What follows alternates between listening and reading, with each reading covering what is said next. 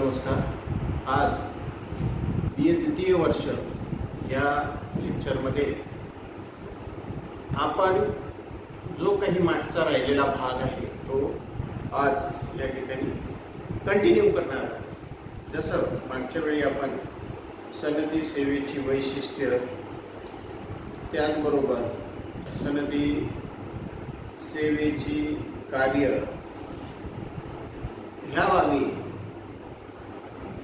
प्रामुख्याने आपण अभ्यासल्या। आज आपण या सनदी सेवेचा उदय आणि विकास हा कशा पद्धतीने झाला या बाबी आपण या ठिकाणी बघणार आहोत। आपण बघतो की तसं तर सनदी सेवेचा जो उदय आहे तो प्राचीन काळापासून असलेला आपल्याला दिसून येतो, पण प्रामुख्याने जर आपण बघितलं तर सनदी सेवेची आजच्या काळातली जी वैशिष्ट्ये आहेत ही जी आधुनिक वैशिष्ट्यपूर्ण अशी व्यवस्था आहे हिचा प्रामुख्याने आपल्याला उदय आणि विकास हा कशा पद्धतीनं होत गेला हे आज या ठिकाणी आपल्याला बघायचं आहे।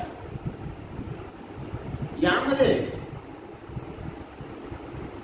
एकूण प्राचीन काळापासून मध्ययुगीन काळापासून आधुनिक काळ ह्या बाबी जरी आपण या ठिकाणी तिन्ही टप्प्यामध्ये बघितल्या तरी पण सर्वात महत्त्वाचा सनदी सेवेच्या संदर्भातला जो कालखंड आहे तो म्हणजे मध्ययुगीन कालखंड येतो। या मध्ययुगीन कालखंडामध्ये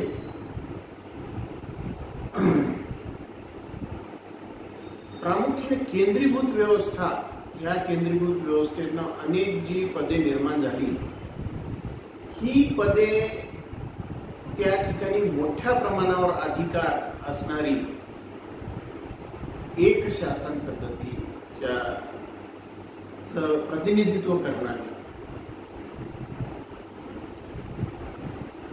ही व्यवस्था ही प्रामुख्याने मध्ययुगीन कालखंडामध्ये आलेली आपल्याला दिसून येते। असं असलं तरी प्रामुख्याने सनदी सेवेची आजची जी वैशिष्ट्ये आहेत ही वैशिष्ट्यपूर्ण अशी सनदी सेवेची जी निर्मिती आहे ही प्रामुख्याने ब्रिटिश कालखंडात झालेली आपल्याला दिसून येते। आज या सनदी सेवेच्या याच्यात आपण बघू की प्राचीन चीन, इजिप्त, भारत, रोम या जवळपास देशामध्ये सनदी सेवेचा उदय हा प्राचीन काळीच झालेला आपल्याला दिसून येतो। मौर्य, गुप्त ह्या काळामध्ये सुद्धा ही जी सनदी सेवा होती ही सनदी सेवा ही एक वैशिष्ट्यपूर्ण व विकसित अशा स्वरूपाची होती। आधुनिक सनदी नोकर पद्धतीची देणगी पश्चिम युरोपने जगाला दिलेली आहे। युरोपमध्ये आणि विशेषतः रशिया व फ्रान्समध्ये राजघराण्यामध्ये ह्या एक विशेष स्वरूपाची जी कार्य नोकरांमार्फत करण्यात येत होते, त्याचबरोबर रशियातील फ्रेडरिक विल्यम्सने 17व्या शतकाच्या मध्यंतरी सरंजामशाही नष्ट करून कार्यक्षम प्रशासकीय यंत्रणा उभी केली होती। हे रशियातील फ्रेडरिक विल्यम्स यांनी अशा यंत्रणेत कार्य करणाऱ्या प्रशिक्षक नोकरांची निवड ही त्या ठिकाणी स्पर्धा परीक्षेद्वारे त्या काळामध्ये करण्यात येत होते. 18व्या शतकातील प्रशियन सनदी नोकर पद्धतीला आधुनिक जगातील पहिली सुसंगड नोकर पद्धती असे म्हणतात. म्हणजेच सर्वात महत्त्वाचा भाग म्हणजे की कार्यक्षमतेच्या आधारावर, पात्रतेच्या आधारावर प्रशियामध्ये त्या काळामध्ये या सनदी नोकरांची निवड आणि नियुक्ती करण्यात येत होती. म्हणून ही जी आधुनिक सनदी सेवा आहे, हिची खऱ्या अर्थाने सुरुवात ही त्या प्राचीन काळामध्ये सनदी प्रशियामध्ये झालेली आपल्याला दिसून येते. फ्रान्समध्ये नेपोलियन यांनी केलेल्या प्रशासकीय सुधारणामुळे राजघराण्यातील नोकर वर्गाचे रूपांतर हे लोकसेवकांमध्ये करण्यात आले. नेपोलियनने उभारलेल्या प्रशासकीय यंत्रणेमध्ये तर्कशुद्ध, अधिकारपद परंपरा, कार्यक्षमता ही वैशिष्ट्ये दिसून येतात. नेपोलियनच्या प्रशासकीय यंत्रणेचा अवलंब इतर युरोपियन राष्ट्रांनी त्या काळी केला. प्रशिया व नेपोलियनने निर्माण केलेल्या संधी नोकर पद्धतीला फेरेनहेडी यांनी युरोपियन पद्धती असे म्हटले आहे. फ्रान्समध्ये नेपोलियनने जी सनदी सेवा किंवा ही नोकर वर्गांची व्यवस्था जी प्रत्यक्ष राजाच्या नियंत्रणामध्ये होती, ज्यांना सनदी सेवक किंवा लोकसेवक असे म्हणण्यात येत नव्हते, तर त्यांना काय म्हणण्यात येत होतं? त्यांना हे राजाचे नौकर अशा पद्धतीने संबोधण्यात येते. परंतु नेपोलियनने त्या ठिकाणी त्या ज्या राजाच्या नोकरांची जी व्यवस्था होती, या व्यवस्थेचं रूपांतर या सनदी सेवक व्यवस्थेमध्ये केलेलं दिसून येतं. आणि त्या काळात अधिकारपद परंपरेच्या तत्वानुसार ह्या सनदी नोकर वर्ग व्यवस्थेचं रचना ही त्या ठिकाणी करण्यात आलेली आपल्याला दिसून येते. त्याचबरोबर ही एक तर्कशुद्ध अशा स्वरूपाची यंत्रणा होती, जी पुढे युरोपियन राष्ट्रांनी सुद्धा त्याचा अवलंब हे केलेला आपल्याला दिसून येतो. फेरेनहेडी यांनी याला युरोपियन पद्धती असं म्हटलेलं आहे आणि याची काही वैशिष्ट्येही सांगितलेली आहेत त्या काळच्या सनदी सेवेची. आणि ही जी वैशिष्ट्ये आहे ही अशा पद्धतीने आहे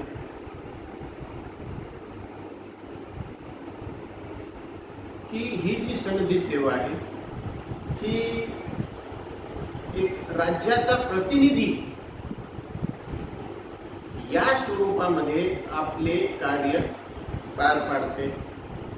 त्याचबरोबर त्या काळातही हे सनदी सेवक जे होते हे व्यावसायिक म्हणजे आपल्या उदरनिर्वाहाचं मुख्य साधन, मुख्य व्यवसाय म्हणून त्यांनी या सनदी सेवेची निवड केलेली. अशा पद्धतीनं त्या काळात सुद्धा ही सनदी सेवा ही व्यावसायिक म्हणजे एक व्यावसायिक जे वैशिष्ट्य आजच्या या आधुनिक सनदी सेवेमध्ये दिसून येते ते त्या काळी सुद्धा या सनदी सेवेमध्ये आपल्याला दिसून येते. त्याचबरोबर या सनदी सेवेचा दर्जा आणि त्यांना सुरक्षितता, स्थायित्व या बाबी सुद्धा त्या काळात दिसून येतात. प्रशासनात सातत्य निर्माण करण्यासाठी ही तरतूद प्रामुख्याने करण्यात आली होती. प्रशासनात सातत्य राहावं, सातत्यपूर्ण स्वरूपात ही व्यवस्था कार्य करावी या अनुषंगाने ही तरतूद करण्यात आली. फ्रान्स जर्मनीमध्ये इंग्लंडच्या सरंजामशाहीची समस्या भेडसावत नव्हती. इंग्लंडमध्ये हे पूर्वीपासूनच केंद्रीकरणाचा अवलंब करण्यात आलेला होता आणि राज्याच्या सत्तेची वाटणी राजा आणि संसद यांच्यामध्ये करण्यात आलेली आपल्याला दिसून येते. 1853 पर्यंत इंग्लंडमध्ये सनदी नोकर पद्धतीचा हा अवलंब केलेला नव्हता, कारण इंग्लंडमधील सरकारी नोकरांची नियुक्ती ही शिफारस, लाचलुचपत या तत्वावर करण्यात येत होती. 1853 पर्यंत. 1853 साली लॉर्ड मॅकेले यांनी हाऊस ऑफ कॉमन्स मध्ये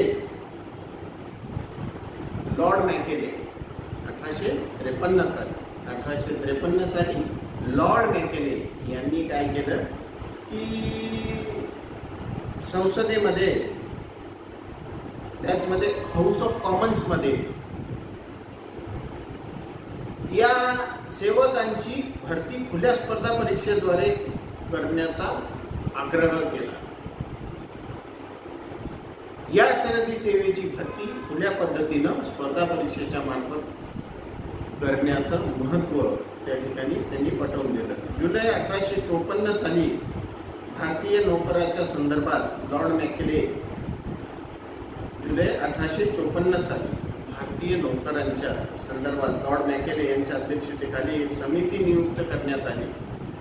समितीच्या शिफारशीनुसार नोकरांची भरती स्पर्धा परीक्षेनुसार करायला सुरुवात झाली. दरम्यान काळात नॉर्थकॉट व मॅकेले यांच्या सहकार्याने सर चार्ल्स ट्रॅव्हेलियन यांनी the organisation of the permanent civil service हा अहवाल सादर केला. कोणी? चार्ल्स ट्रॅव्हेलियन यांनी लॉर्ड मॅकेले आणि नॉर्थकॉट यांच्या सहकार्य घेऊन हा the organisation of the permanent civil service हा अहवाल सादर केला. त्यानुसार कार्यालयीन कामकाजात संधी नोकर या शब्दाचा वापर करण्यात. या अहवालानंतरच आपण बघतो की या शासकीय कामकाजामध्ये सनदी नोकर या शब्दाचा वापर करण्याची प्रथा ही या ठिकाणी सुरुवात झालेली आपल्याला दिसून येते. हा जो अहवाल होता, या अहवालामध्ये अनेक स्वरूपाच्या महत्त्वपूर्ण अशा शिफारसी या करण्यात आल्या होत्या. चार्ल्स ट्रॅव्हेलियन यांच्या ह्या अहवालामध्ये अनेक स्वरूपाच्या महत्त्वाच्या अशा शिफारसी ह्या करण्यात आलेल्या होत्या, ज्या की कारण त्यांच्या अहवालाचं जर टायटलच आपण बघितलं, the organisation of the permanent civil services, यामधूनच आपल्याला एक बाब या ठिकाणी प्रामुख्याने लक्षात येते की या आधुनिक सनदी सेवेत मध्ये जी वैशिष्ट्ये आपल्याला आज आढळून येतात, त्याचा कुठेतरी हा या 1854 साली पाया हा रचल्या गेलेला आपल्याला या ठिकाणी दिसून येतो. चार्ल्स ट्रॅव्हलिन यांनी the organisation of permanent civil services या अहवालामध्ये ज्या काही शिफारशी केल्या त्या शिफारशी आपण नेक्स्ट लेक्चरमध्ये बघू. धन्यवाद.